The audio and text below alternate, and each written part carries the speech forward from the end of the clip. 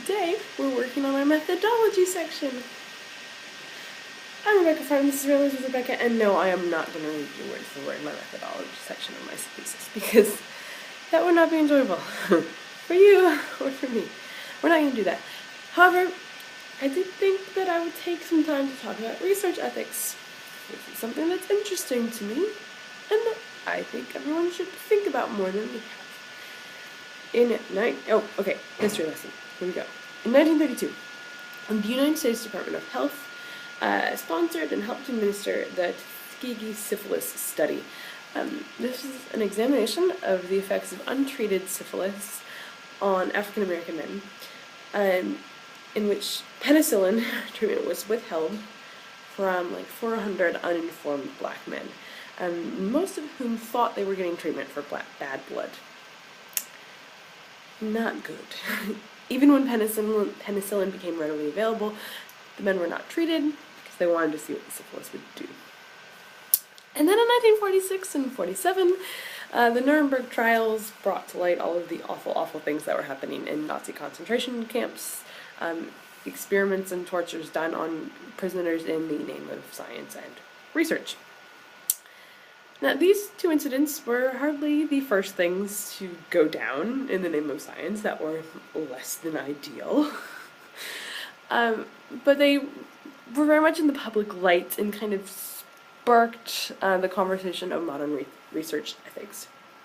So today, most professional organizations will have some kind of like ethics committee in a discipline. The American Anthropological Association just went through kind of a revamp of their ethics statement, and have a whole code, and there's public discussion around what all needs to be in there and isn't.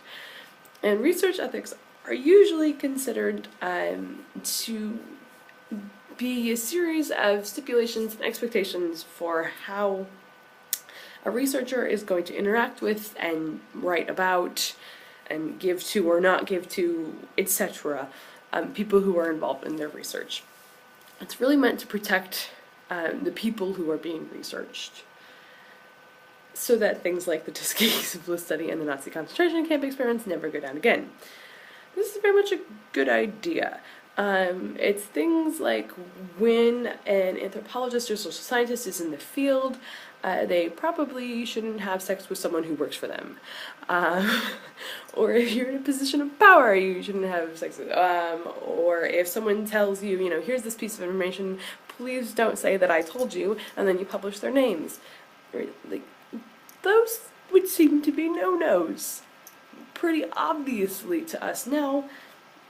It wasn't always so obvious or so much of a joy when, research and anthropology and science and biomedicine, were very much even more trapped in kind of a white Western European elitism, and people weren't considered equal, and it didn't matter if you were cutting up this kind of body, because it was that kind of body, and who cares? Anyway, so really important thing. However, it hasn't gone far enough. It's gone pretty decently far in research that's involving primary participants, research where you're interacting directly with people, right? We're not allowed to administer drugs without telling people what we are and aren't administering, unless it's, people need to know the stipulations of the research and the experiment that they're participating in and that kind of stuff. All very good things. However, research ethics really hasn't gone very far in talking about what knowledge can be used for, theoretical research, if we're doing work with secondary data that's already been collected, or on literature reviews. Are there ethical stipulations there? I think very much so, right? I mean, because when you're creating knowledge and putting knowledge out there, you're very much contributing to public discourse, to potential policy making ideas, and that kind of thing. And the way you describe and analyze and narrate information, especially when you're seen as having a position of power, I think automatically has very real ethical considerations and needs to be considered. What the information that you're presenting and publishing is going to be used for, or could be used for.